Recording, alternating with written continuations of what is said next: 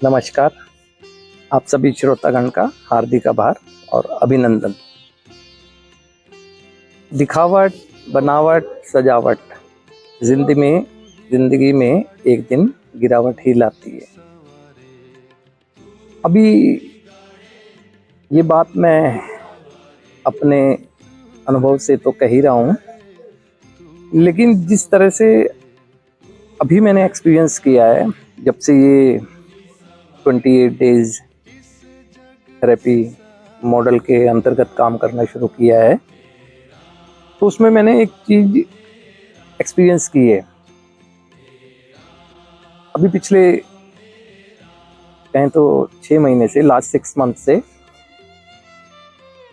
जितने लोगों को भी इस मॉडल के अंतर्गत हमने ट्रीट किया, तो वो लोग लगभग संपर्क में हैं। तो उसमें से अगर मैं कहूँ तो लगभग 30-40% लोग उन्हें मदद लेने की ज़रूरत पड़ी।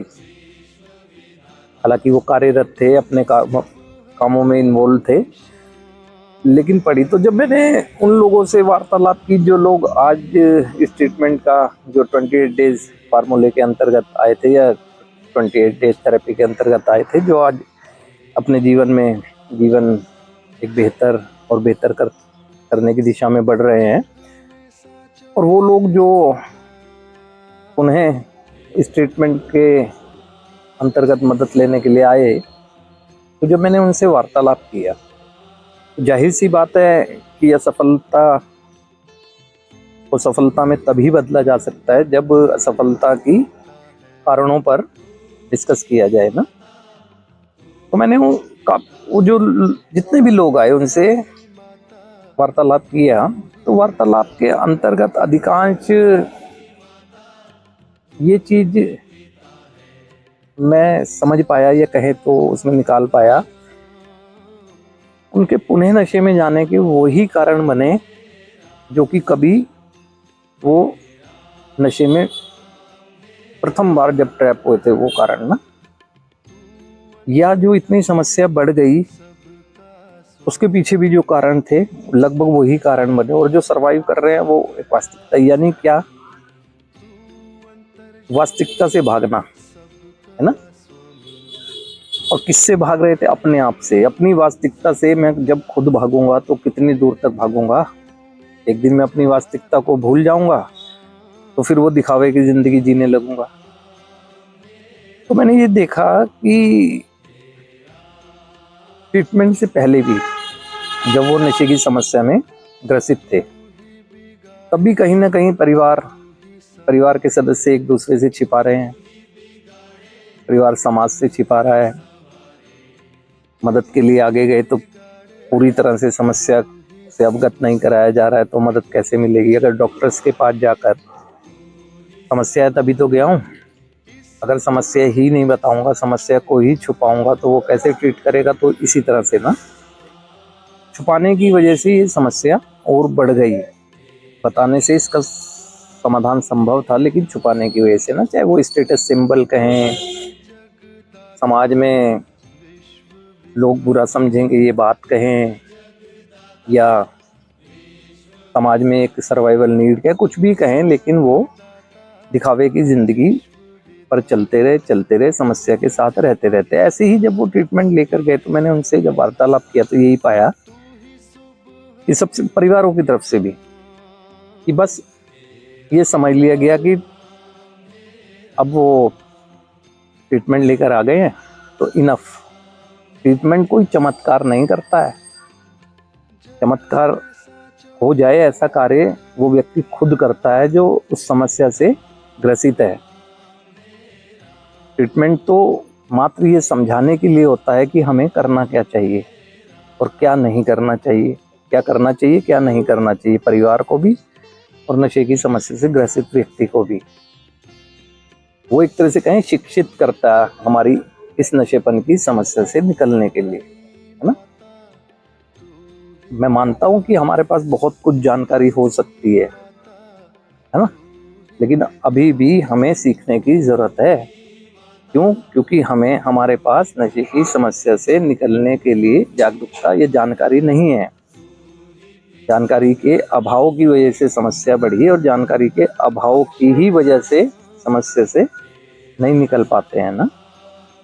तो हुआ क्या उनके साथ कि जब वो अपनी ज़िंदगी में गए तो परिवार की तरफ से भी एक माइंड सेट कर दिया गया कि आप बस ट्रीटमेंट से आ गए हैं, अब आपको कोई ज़रूरत नहीं है किसी को ये बताने की या दिखाने की, बस जो समाज में जाना है उस एक्टिविटी में जाओ और करो, है ना।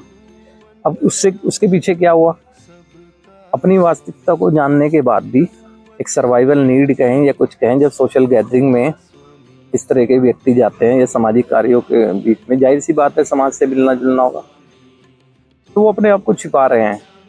जिन चीज़ों को उन्हें नहीं भी करना चाहिए ना, जाने अनजाने में इन्वॉल्व हो जा रहे हैं।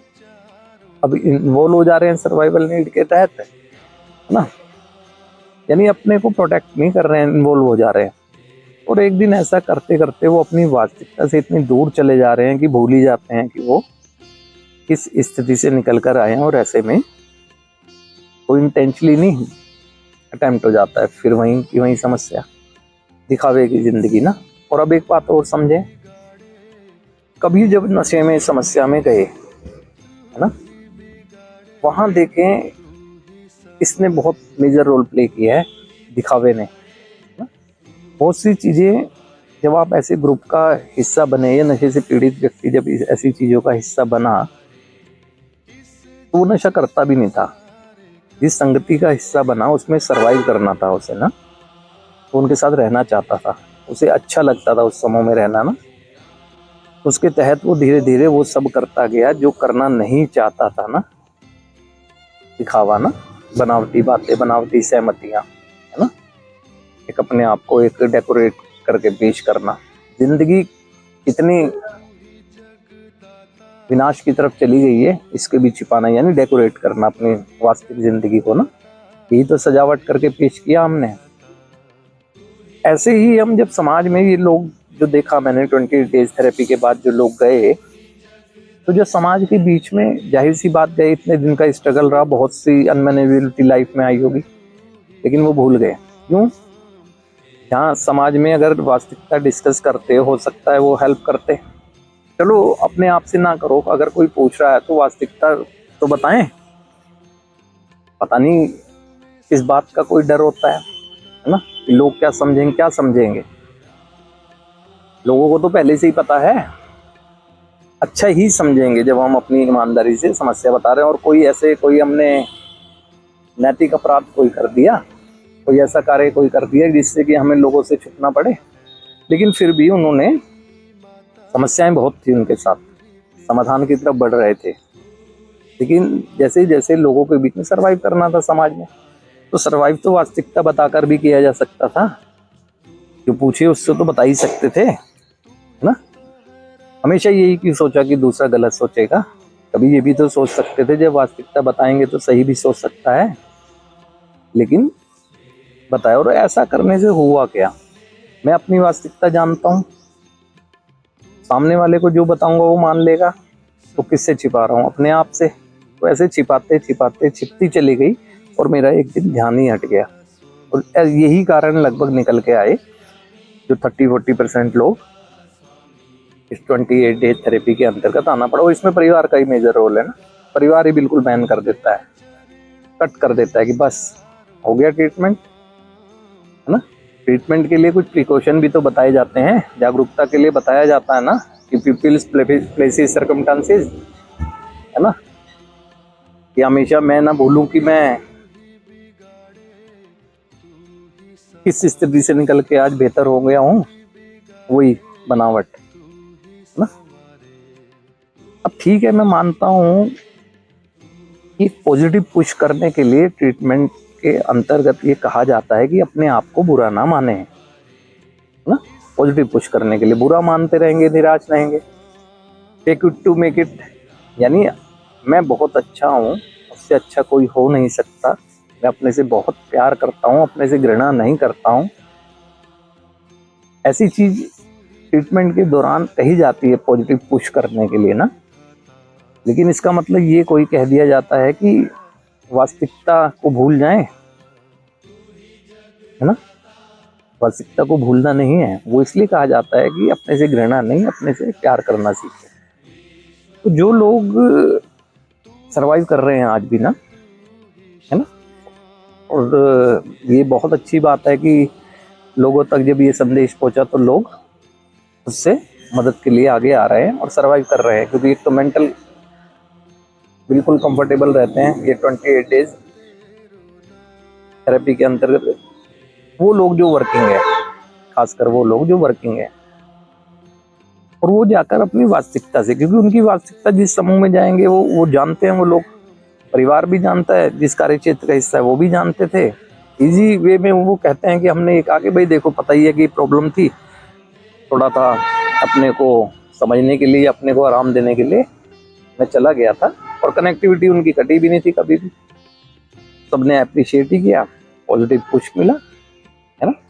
अब अगर हम झूठ कह रहे हैं, सामने वाला तो जानता है वास्तविकता, तो वो आपसे लगाव करेगा या कहेगा, है ना, इनडायरेक्ट में तिरस्कार ही करेगा ना।